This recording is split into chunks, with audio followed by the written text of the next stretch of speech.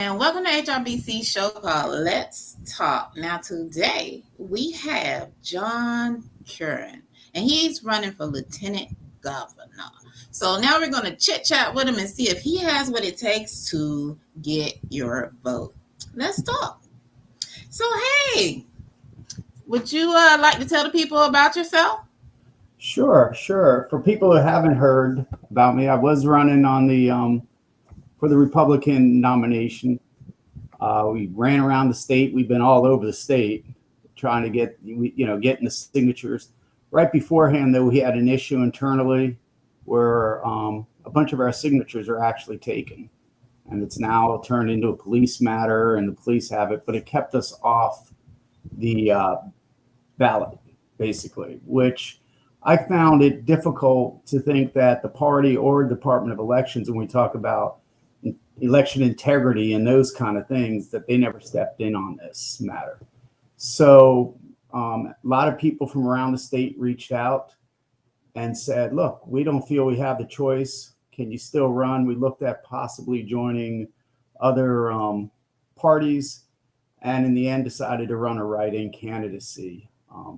Myself personally, though, I've lived in Virginia since I was 12 years old, up in Northern Virginia, grew up in Annandale, Virginia, went into the Navy, then was stationed in Norfolk for a good part of it, as well as Washington, D.C.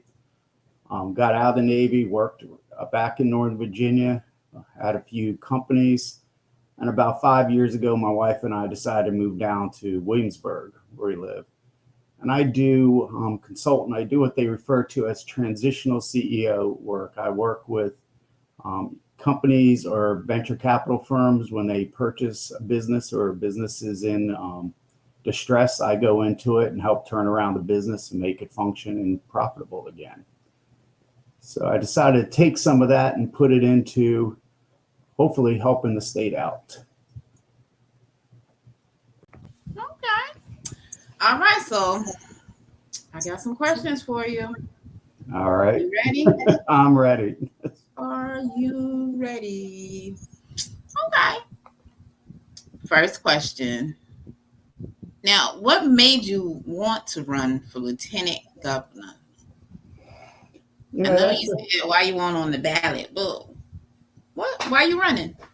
Well, I ran because, when I first moved down to Williamsburg, I was asked to run for Board of Supervisors, and it was a long shot. I was going against somebody, a long incumbent, Tom incumbent, and I ran. But running, you get into then the mix, the political mix, and I met a lot of the delegates with all the parties and stuff, and some of the state senators, and I started hearing from both sides, as a method, about what goes on in the state house and the battles between party lines and getting bills through and bills being blocked for different reasons and things like that. And I was like, this is ridiculous, because when you have those games being played, then the only people who are paying for it are us. We're not getting what we need or we're asking for because, we don't want them to get credit, or they're not getting credit, or this isn't good, or I'm going to show them.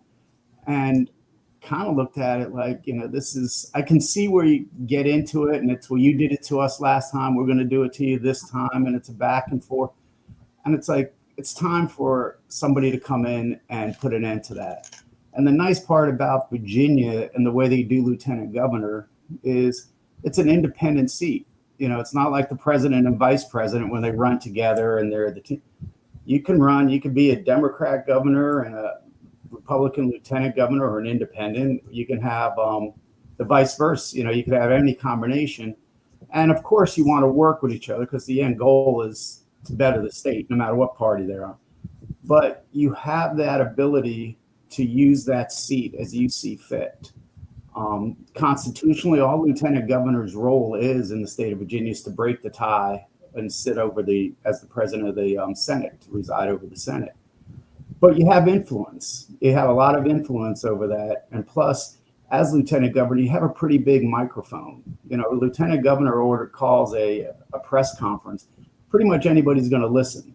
Yeah. And I decided to use that role more as an influencer, that when you see these things going on and you can't call the parties into your office and say, look, this is a bill, or this needs to go through, or this is getting out of hand. Let's get to it. I mean, I've dealt around the world with businesses and negotiating deals and stuff, and 99 times out of 100, both sides are this close together, agreeing on it. It's always that one sticking point. It's a matter of just somebody just putting it down, saying we've got to settle this and work it out, and using that pedestal and using that microphone that you have, pushing to get that done rather than allowing it to stay behind the scenes and all that, creating the transparency. Not only, anytime you have transparency, you end up having accountability then, because people are going to say, hey, why is this happening? Yeah. And I want to use that. Now that might upset some people, because some people like the status quo and how things are done. But I said I mean, I've seen people, through my career, through businesses, people all over the state that they need certain things done. And when nothing's getting done, their lives are basically put on hold, and it doesn't help it. And we need to make the people first again, not over politics, not over party lines, not over somebody's political ambitions, but Joe Citizen needs to be first on that. We got to put these aside sometimes, put our goals down and say, okay, look, this needs to be accomplished. And sometimes you have to, point the finger and let the people know this is what's going on. And if people get embarrassed about it, or you can't show this, so be it. But I think it's time. It's you're paying for it. The people are paying those salaries. They're paying for that. They need to have the right to see what's going on for themselves and have transparency in what's going on in these back rooms and stuff like that. I think most people would be surprised some of the bills that go on, things that are blocked in committees and stuff like that could have helped them. I think it would really shock some people. So it might be a different twist.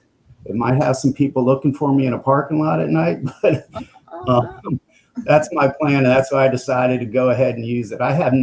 I went in not having the ambition of, I want to go lieutenant governor, be the governor someday or something like that. That wasn't on my mind. I was like, I'm just tired of the way status quo is right now, and something's got to break that logjam that we have.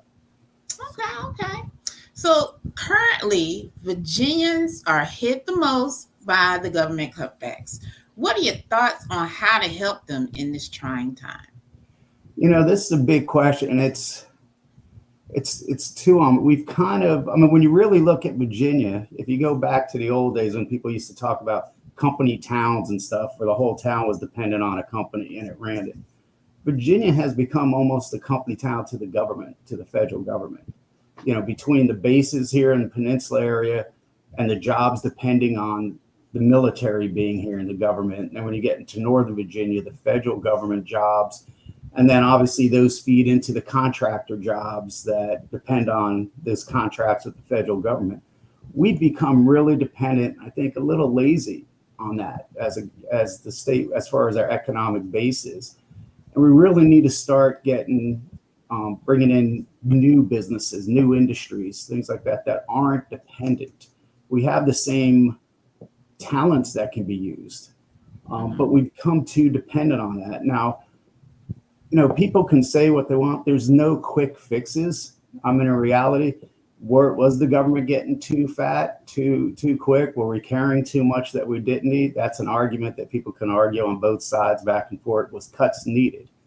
But at the same time, if your job was cut, you need a new job. You need a new career, And so we need to look at that. And I think with what's going on, Virginia has a lot of opportunity. It amazes me the amount of capability this state has throughout it, to bring back. We talk about manufacturing jobs. We talk about different industry, pharmaceuticals, medical equipment, vehicle, energy.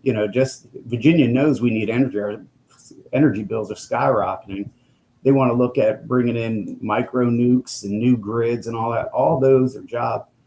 And we need to start looking differently at that. Plus, I think we did us this injustice for a long time, pushing the only type of career people have are these white collar, sit behind a desk thing. And we've let things like trade jobs, the blue collar jobs that to me, aren't jobs. I think we need to start separating. When I look at a job as when I was in high school, I worked at a gas station and pumped gas. That was when you actually still had somebody filled your gas. But, that was a job where you had friends that worked at McDonald's, or you worked construction, picking up a construction site job. I was sweeping up nails and picking up pieces of wood. But you need careers, because with careers, people have advancement. They feel they have some security in their life, something to build things off, where they're look at houses, having families and things like that. And we need to let people know they can go into these trade jobs. You can come out of high school and go right into, if you want to go into pipe fitting, if you want to be an electrician, if you want to be a welder, if you want to be an auto mechanic and HVAC rep. Those are true careers. And I actually know guys who own HVAC companies here in the area that can't find people to work for them, can't find kids, and offer kids, come work for me for 5 years, learn the thing, and go start your own company. You can do it. And people don't realize these go into 6-figure paychecks. These are real careers that you can buy a home on, you can have a family, you can raise your children on. And those areas are missing. And I think maybe at some point we had this idea that, oh, I don't want my son having to get his hands dirty. But I tell you what, when the weather hits these temperatures and your AC breaks, you want that guy coming in there to fix your AC, and you don't care who he is. He's your lifesaver at the time. So I think we need to change those things. I think down in the Hampton Roads area, if you remember back when the supply chain issues were getting really difficult, where the ports were backed up, they didn't have truckers and stuff. And I believe the schools teamed up with somebody to start getting high school kids their trucking license, their CDL licenses and stuff, and do that. Well, you look at what truck drivers make, that's a serious career. They can make some good money on those jobs, and it gives them the ability. A truck driver, somebody with CDL, has a whole option open to them. And those are a few, but you go throughout the state, the impact of bringing those in. And once you have that kind of base, expanding those jobs and into manufacturing, we're not going to see manufacturing like it was back in the 50s and 60s, where we had these huge factories with horns and 2,000 people going in and out. Maybe the shipyards, like down Newport News Shipbuilding, you have those just because of the size of work. But if everybody talks about bringing manufacturing back, the jobs we lost years ago, those career, they're not going to come back as those 2,000 people factories anymore. They're going to be very automated and high tech. But you still have to have those people. So instead of a 2,000 person factory, maybe you have a 150 person factory or 200. But 200 jobs in an area makes a big difference. 200 high paying careers make a difference in areas. And I think we need to start looking at that. We need it as a country. We need to start bringing pharmaceuticals. We learned how reliant we were on pharmaceuticals coming in from overseas and China, and we realized that there's an issue. We could be left. Things like latex gloves, if we remember, and masks, and simple things that we don't even think about. Those are simple items that we can make here again. People think that that's long gone. I believe it is, and Virginia has these ports, some of the best ports in the world right now. We have the highways, and as somebody who dealt in the manufacturing and energy, when you look at where Virginia is on the East Coast, we're almost dead center, especially between Atlanta and New York. Our distribution to the East Coast and stuff is perfect to have companies come in here and do that. And I think we need to stop wasting time. There is the investment, and then when we have the shortfall in government, like these jobs, we have industry that can pick it up that isn't reliant on that. And these are private industries, private companies that can really build. And I think that's what's going to help refeed our communities and stuff, because once people have careers like that and there's families, you bring that back into your neighborhood and your community. The communities come together then, because when you're living on jobs that you're not secure with, when you're insecure, panic breaks loose. When you have panic, that builds, if you have a family, anybody who's ever been married, if you ever been under the stress of not having a job, you start fighting. What does that stuff start breaking up the family? You start breaking up families. We need to reverse that. We need to bring hard careers with security, but it's for the family and the workers back in here for long term.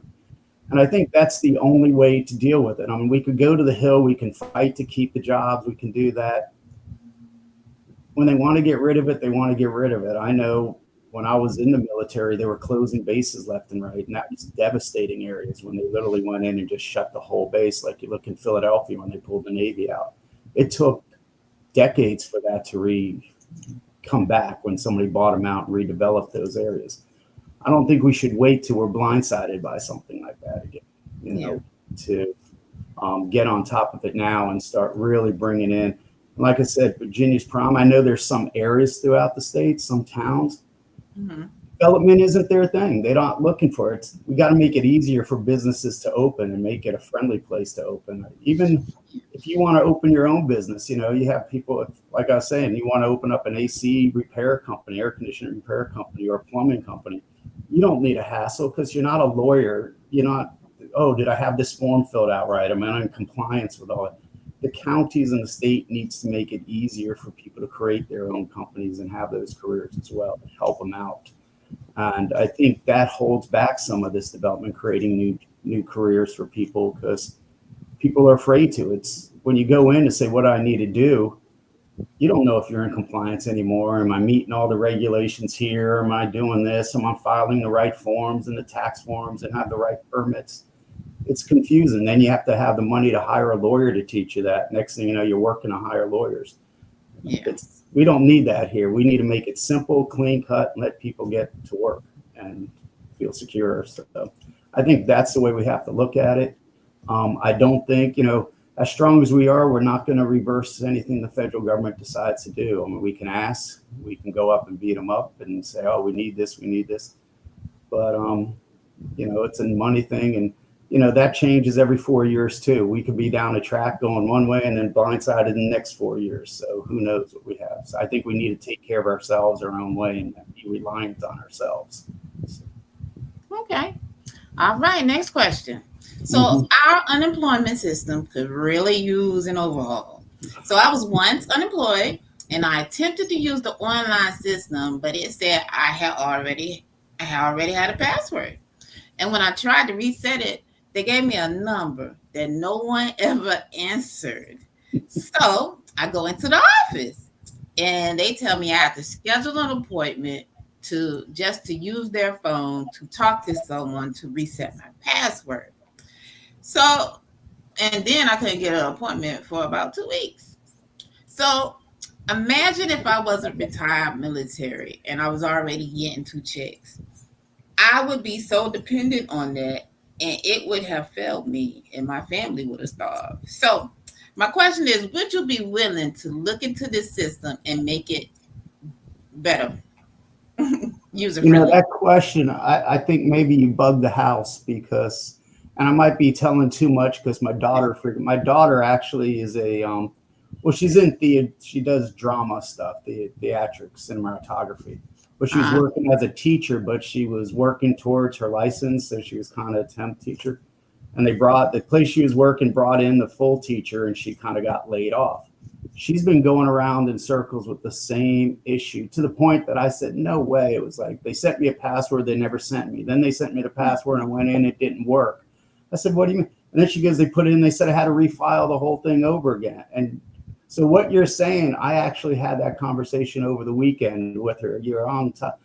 That is unacceptable because first, you paid for unemployment. This isn't a handout. That comes out of your paycheck. You know, it's so people are entitled to that and they shouldn't be run through the ringers and around in circle in weeks. Because like you said, if you don't happen to have a savings or another source of income to offset that, you're now going to miss rent payments. You're going to miss utility payments, car payments.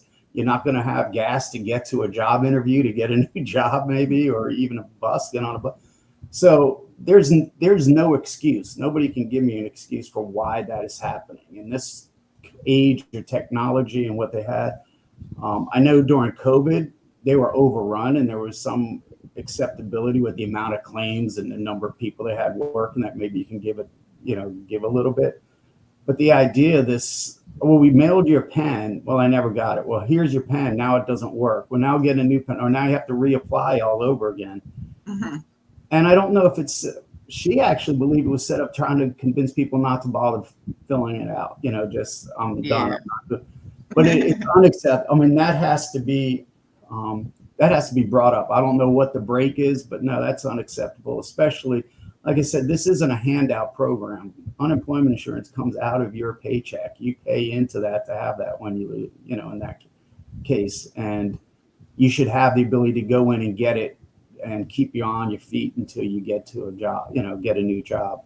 So I'm actually glad you mentioned that because I thought something was wrong with what she did, and I gave her a hard time about it. But Oh it is man. it is a bigger picture, and it has to be addressed. And I mean, no matter what happens, I might make a few phone calls to people that are up there right now already and say, "Hey, did you know this stuff is going on?" So because that is unacceptable, and and let's face it, I mean, everything's so quick and automated now that there shouldn't be that problem right now with that. So Okay. absolutely, that needs to be addressed. Okay. Okay. All right. So the price of everything is going up. Would you be in favor of cutting our seniors 65 and above who've already paid for their houses, cutting their real estate tax? I think I think, well, if this bill comes out where you're cutting taxes on Social Security Mm, and like some of the military benefits, there was questions on about recovering that. I think there needs to be a break. When you get to a point where you've worked your whole life, you've paid into the system, you've paid taxes your whole life, you paid for your house, you paid the interest, you paid that if it isn't a complete erase of property tax, because now I will say, you look at areas where I live in Williamsburg, we have a lot of retirees and a lot mhm. of I will say high dollar homes where the retirees are in. So to eliminate that tax totally probably impact the county severely with their income. But there should definitely be some level of a break or a cap when you're trying to work on a fixed income of retirement.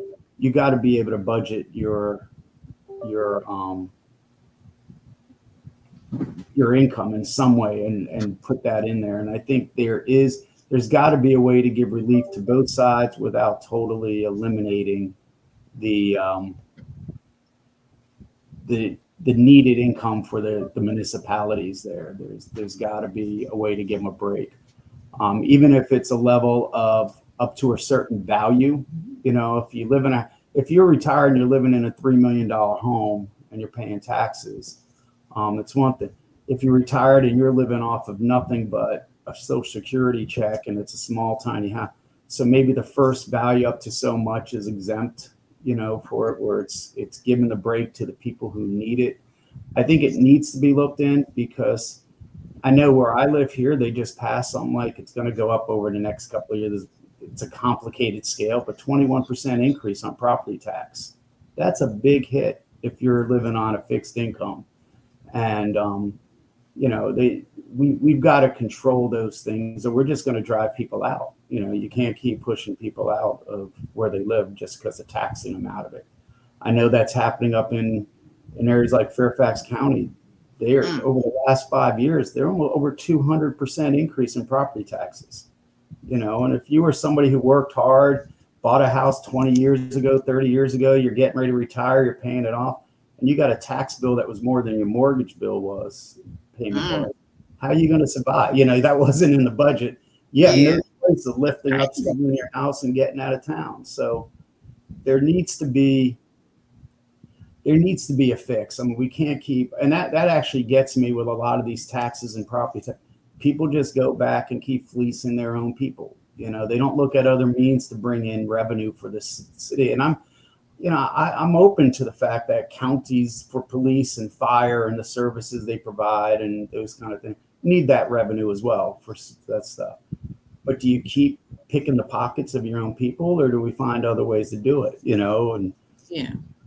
Because we're going to eliminate car tax. No, well, that's okay, but we're going to increase your real estate tax to offset it, or we're going to put taxes on restaurants or taxes on groceries, or we're going to charge you for driving down the road more or something. It's something I think we need to get smarter, not lazier in the government, and say, look, Yeah. there's other ways to generate revenue. And again, we bring in businesses, we bring in jobs. There is a tax revenue that offsets it, that we don't need it. It could actually reverse it and bring down those payments.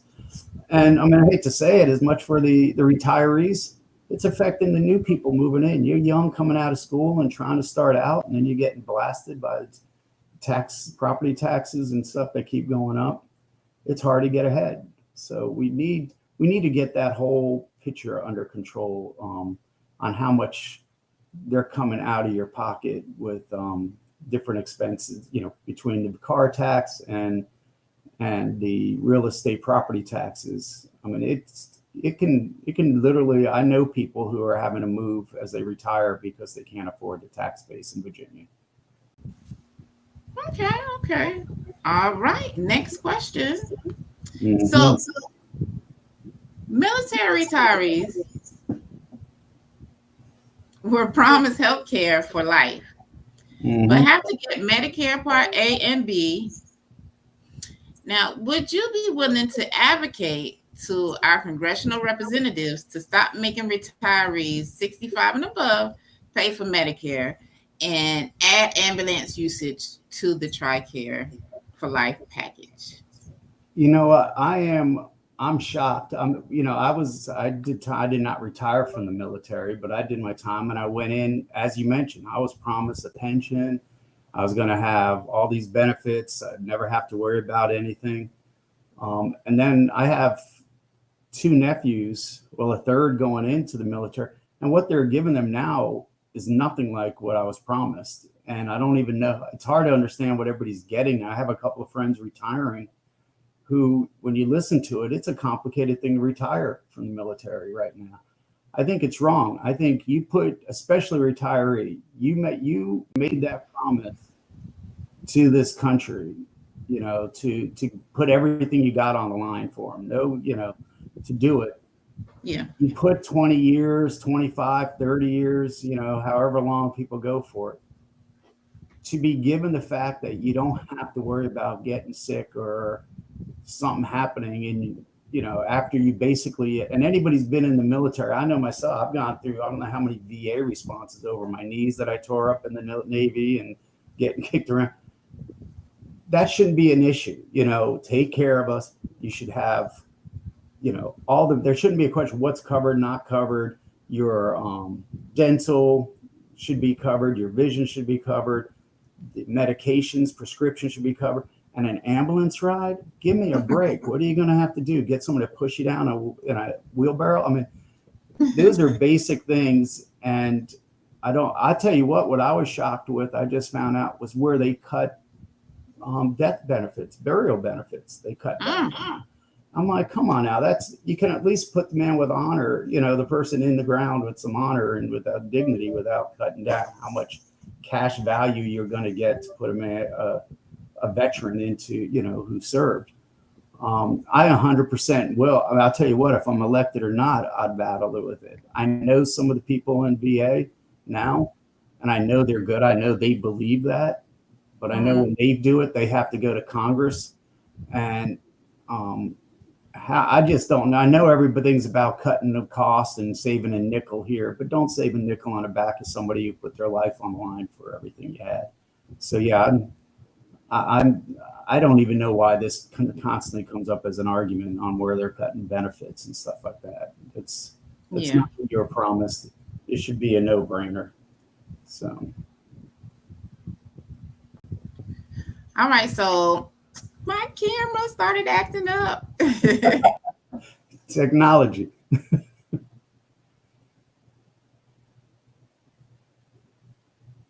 I can't hear you right now. I lost your mic.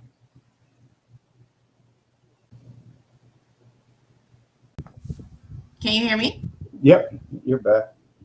All right. So, and that even sounds terrible. Oh, okay. It's usually not like this. Please forgive me. You sound fine on my end. Okay. So my My next question is: there are a lot of African American people in jail serving lifetimes for nonviolent crimes. Would you be willing to advocate for common sense parole guidelines that will be fair across the board and get them back into society to be productive citizens and contribute to my Social Security? I'll tell you what, I think, you listed African. I think the problem is a lot of people get these heavy sentences because I think the system takes care because they don't have the money. I think that actually becomes an economic thing too. They don't have the money to get the defense that they needed, and they get the book thrown. They get these huge, heavy sentences.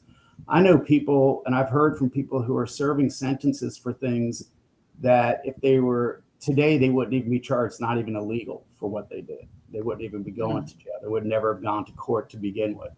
I think there needs to be a review on a lot of these cases. I mean, if you're sitting there for possession of marijuana and you're sitting in there for, even if it isn't a long-term sentence, but you're sitting in, where technically people are driving down the road right now and you're sitting at a stoplight, and there's smoke.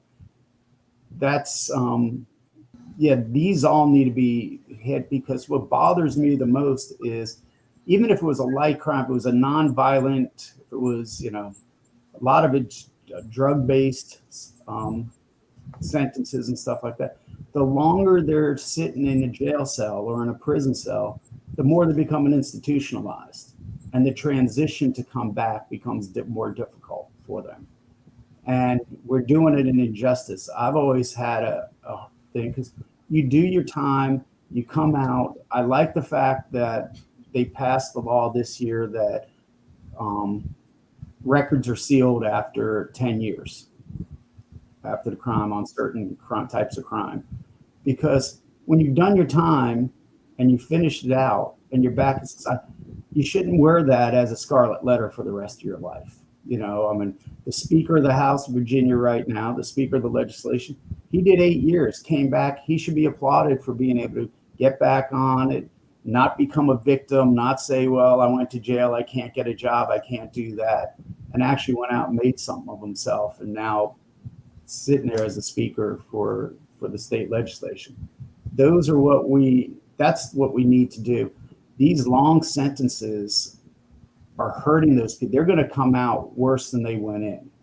I remember growing up, maybe I got a speeding ticket or two when I was young in high school and like messing around with, fast cars and stuff. There was a judge I went in front of and he gave me a break, but his mentality was put them in short and quick, just enough to taste it and get it out before they get used to it and become a part of the system. And I think that's where I think we're throwing some of these people in on crime, that it's actually creating a bigger criminal than it's rehabilitating in some people, because they become so much part of that institution. Some of them can't come out.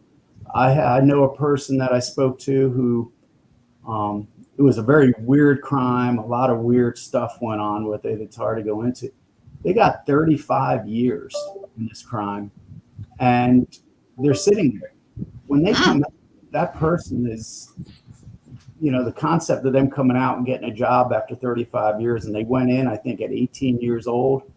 They're coming out, they're 50 something years old. That's a tough transition to come back out and just say, okay, now get a job. The parents are older. They're not somebody you're going to come in. Oh, we can take care of you. They're retirees now, we do need to look at that. We need to look at parole issues. I think sometimes, you talk to some of these people behind it. I met a guy when I ran for Board of Supervisors that was with the NAACP, and he was telling me he had gotten with, I think it was 6 guys who had done long-term jail sentences that were now having programs grabbing these guys. Well, 2 things: stopping guys from going in to begin with, but 2, grabbing guys coming out to make that transition, not to get stuff, not to basically say, I don't know how to function, I'm going to go back into the old life. And that's the thing. I mean, we're doing an injustice by sometimes over the penalty being bigger than the crime. that you never basically pay it off. Then you never get out of it. I think is causing more damage to our society and getting these people back into being truly functional members of society that they need. And it needs to be looked at. I know Virginia, the parole things were wiped out for a while, and stuff. We need to relook at that because the idea is to get people. It's you're penalized. You go in, you pay your time.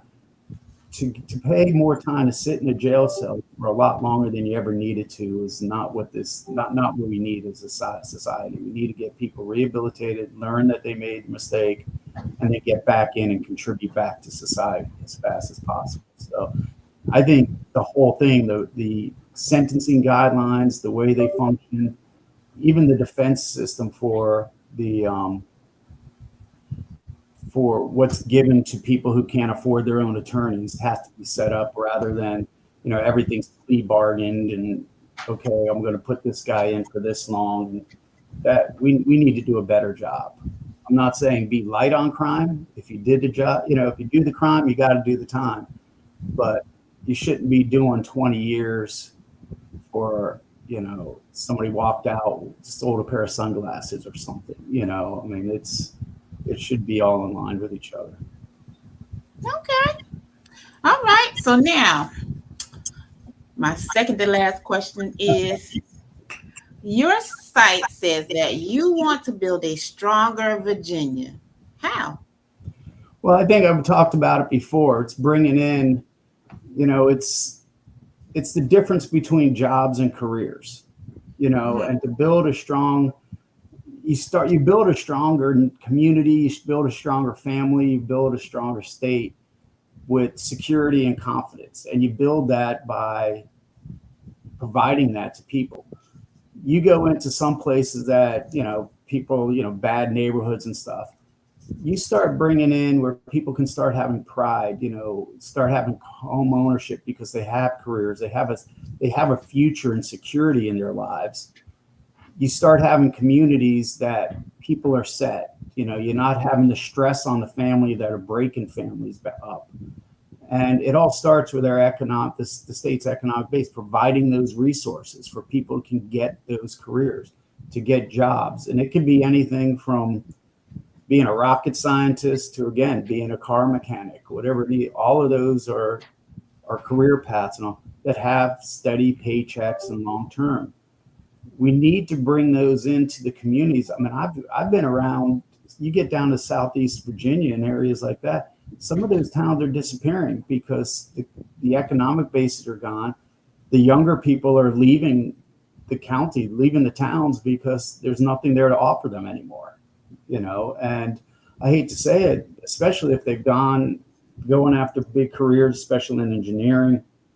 Those where they're going for those government contract jobs in Northern Virginia. Whatever, the cost of living are there so high, they're leaving the state and going to places like South Carolina, North Carolina, Research Triangle, those where the cost of living is more affordable, where they can have a future. Nobody wants to get a job. All they're doing is paying rent, working to just live. You get that. You bring the communities together. You have to bring back family values, faith-based. Again, you got to allow the churches. You got to work with these kind of things, community programs.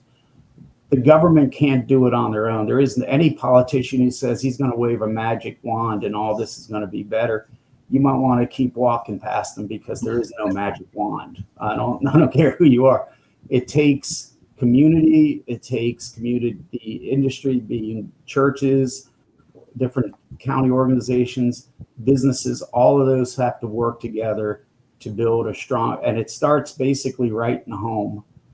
And the home has to be rebuilt because people have to have security, because you got to take the pressure and stress. Now, we're not going to have unicorns and butterflies flying, running around the streets and everything's going to be rosy. But to have an avenue of future and growth where there's jobs available and a career. I like to use careers because to me, a career has a long path to it. I was talking to one man who told me that careers some people look down and think jobs are just hard labor. there's no future to them, or you got a job and it's 6 months, you got a project, and then you're off and you're laid off again and you got to start again.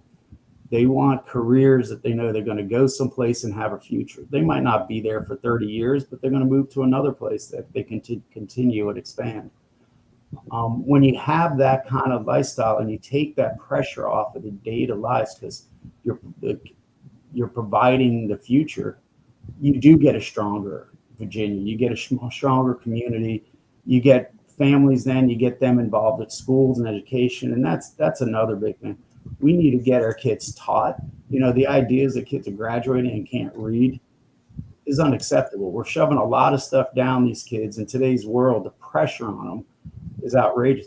But we could start with the basic. Let's read, let's write. Let's actually maybe even try to sign our names, write cursive a little bit where we can sign our names, and teach these kids where they're coming out and able to function. Homeschooling. I think everything, including the government, has to be held responsible. And if you have a school that isn't teaching your children, then parents should be able to have an opportunity to change on where they go to school. If it's school vouchers, credits, however they want to be. If your school is failing your child, either homeschool them or get them into a school but that kid should not suffer because the school isn't doing their job. And just like any business, when people start taking the customers out of something, they got two choices: fold or improve. And I think you're going to see schools improve when parents come out. Most people don't realize Virginia had a 36% increase in homeschooling since COVID. What? Yeah, people do not realize it. And this past legislative section, there's a religious exemption that they try to take away from homeschoolers. They try to make it more difficult for a parent to homeschool their kid. Let me tell you, parents aren't taking their kids out of school because they have all that extra time to teach them. They're taking their kids out of school because they saw something they don't like in that school, and they want to make sure the kids are learning. And that should be a wake-up call to every one of the state legislators, every state senator. Don't look at the parents as doing something wrong. Let's look at the schools and the teachers. And you start making smarter, better kids, you're going to have a smarter, better community. You're going to have a smarter future and a stronger future. So it all starts right around there. You got to, again, it's about responsibility and transparency, and people see it.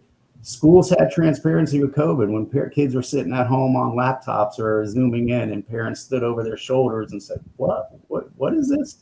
I said, this ain't happening no more. It's amazing. And it's time we show that and accountable. But the idea of penalizing parents because they're taking their kids out, I was shocked. I honestly was shocked when I saw a 36% increase in homeschooling since COVID. That's a big chunk that somebody needs to look up. And what are we doing? That's statewide. That isn't just this community or that community. That is a statewide figure, that increase. So it starts with that. And again, I believe it's all about, the families where it starts at. But a family, you got to give the town, the city, the state, the country has to offer that family the opportunity to function and have some level of security. Because when you're functioning under stress, life is not good, life is tough, and that breaks down the family, that breaks down the neighborhood, that spills out into the streets, and there's nothing positive by it. Now I'm not saying it's the magic thing where we'll never have crime again and nobody's going to get mad and there isn't, but a lot of that, you start taking that pressure off, and a lot of those other things are relieved, and you end up with a stronger neighborhood and a community that spreads out. All right. My last question. All right. If elected, what are the top 3 things that you hope to accomplish while in office? Well, like I've been saying, the first is the transparency and accountability with that. I want to open that up. People need to see what their people are doing, their representatives are doing. I don't know how many community meetings, if you've been to a board of supervisors meeting or school board meetings and all that, all I ever hear, and I've done it myself, I've been to them. You walk in and people get up and speak, you might as well turn around and speak to the brick wall behind you, because nobody ever seems to be listening to you when you go in there and talk.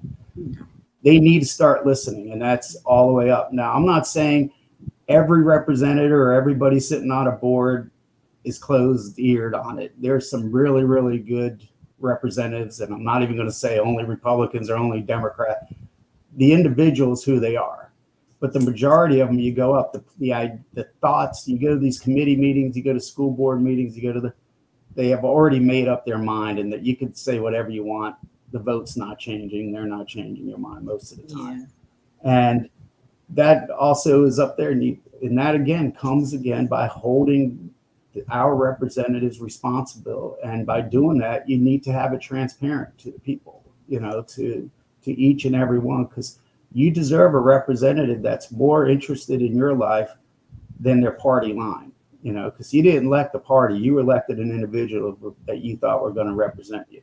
So that'd be my first thing, is to create that. Two, again, it's economic growth. I want to bring businesses in and make it easier to bring businesses in, because when you bring business, you bring revenue, you bring dollars. That takes the pressure off of taxes. It makes life easier. And again, you start generating, people have futures. So the economy is a big thing, and bringing jobs throughout the state. Everywhere in the state offers something. This state has so much to give. Everywhere from Southwest Virginia, the peninsula, Northern Virginia, the Valley, all of those areas. And it's everything from agriculture to manufacturing to energy. It's there. We can do it. So I really want to get that done. And the third, which is really, really hard, is just try to, I think, people, we've gotten this split going on, and that split is down to so many different issues, which we need to, things like, that goes back to the parent issue in schools and stuff like that. As a parent myself, I cannot imagine the concept of my child, no matter what it is. And if it's something about sexual identity or they're on drug, whatever, the fact that if something happened in their school, and as the parent, I wasn't the first person immediately they were on the phone with to discuss that with them, I would lose my mind over it. I would go in and I'll do it. I mean, to me, if I didn't know about it and something failed, next thing I know, someone's going to knock on my door from child services and why didn't you know about this? But yet the school is going to keep it from me. That conversation, that openness in schools again needs to be opened back up. Some of the stuff you hear about, there's no even violence, the idea, well, if there's a threat in a school or a fight in a school or somebody brings a weapon, they have so many days to let the parents know. No, immediately parents need to know where their kids are, what's going on, what's being taught, what's not right. If somebody got in a fight, they need to know. I mean, I remember getting dragged down and my mom getting on the phone with the principal. And back in those days, I wasn't worried about going to the principal. I was worried about going home to mom, because that was when things were really going to get real. That's what we need to, that's what I really want to put. Parents need to be the parents of their kids. They're penalized. They'll go to jail if they aren't good parents. Social services come in, they take this. The school should never get in the middle of that, and you're going to have a better parent-teacher relationship if parents are fully informed on the environment they're in. And I think that might be some of the other reason why you're seeing parents take it out. So those are the top three. The list goes on. Luckily, if you win, they give you 4 years to get some stuff done, because there's so much. But again, it's about people, it really comes down to the issues we all deal with when we sit down at the kitchen table. We have big rocket science things we all have to look at, but people are affected by, as you mentioned, the taxes, insurance stuff, getting back and forth to our unemployment. You lose a job, you need a couple of weeks to find a new job, a month. There shouldn't be an issue with getting by on that kind of stuff. Those are simple, basic kitchen table issues that, believe it or not, we have the ability to fix those. There's no reason why not. Car tax, somebody hit me on that this afternoon. I've been driving a car for 44 years. Do you know I've been paying property car tax for 44 years? And in 44 years, every election, somebody says they're going to eliminate the car tax. It has not happened in 44 years. I think we can. I think we can eliminate it, but I would only stand behind eliminating it as long as it isn't passed into another tax. And we get the mindset. And I think there is ways to do that. Again, though, it isn't a magic wand that it's going to happen overnight. It's going to have to take building industry. I would immediately, my big plan on something like that would actually, I feel the taxes when I buy that car, I paid your tax. I'm done. Right. Now, if you're going to charge me a fee for owning a car, if I bought a car that was 100,000, my neighbor bought a car that was 20,000, but I'm paying every year because I happen to buy it, that cost of that car does not impact the road or the police or anything any more than the other. I think there should be a flat rate for a new car that should drop after 2 years. And I believe if a car hits 10 years old, it's done. Take it off that list. You don't pay tax. I think that can bring it into some, because let's face it, it's like The Price is Right. You get that envelope in the mail for your property tax. It's always, what is it going to be this time? Nobody has a budget for it. If you knew, hey, I bought a new car and my annual tax or my fee a year is $500, you can budget for it. You can figure it out and stuff. You think, oh, wow, I worked hard. I actually treated myself to a good, reliable car. I open it up and there's a $1,200 bill sitting there. Then you're like, well, guess what? The kids ain't eating for the week and we're going to figure it out. There's smarter ways to do it because they're eliminating it. The reality is there's a lot of cities and counties around that rely on that revenue. And so we're going to have to, that revenue needs to be replaced. But I think it's being replaced by, again, bringing in new industries, bringing in new businesses. And, hey, you get people, instead of making minimum wage, start making a real salary. They pay a little bit more on taxes and the revenue comes in that way. And they also go out and they eat more. They go to the movies more. They buy new cars, new TVs, new furniture. All that other tax base will offset if we have a more thriving economy versus just, like I said, I hate it where they talk about fleecing the government. I feel like the people sometimes are being fleeced, and we can find ways to stop that. Okay. Well, again, I apologize. I lost the other camera. But those are all the questions that I have, and just wanted to thank you for bearing with me. No problem. Technology is technology. I stopped a little bit because I did see you disappear and pop up, disappear. I wasn't sure we were still on, but I'm here. All right. Well, that is all that I have. Thank you again. Thank you. I appreciate the invitation and all to be on here. I appreciate it. And thanks everybody for watching. Bye. Bye. Thanks a lot.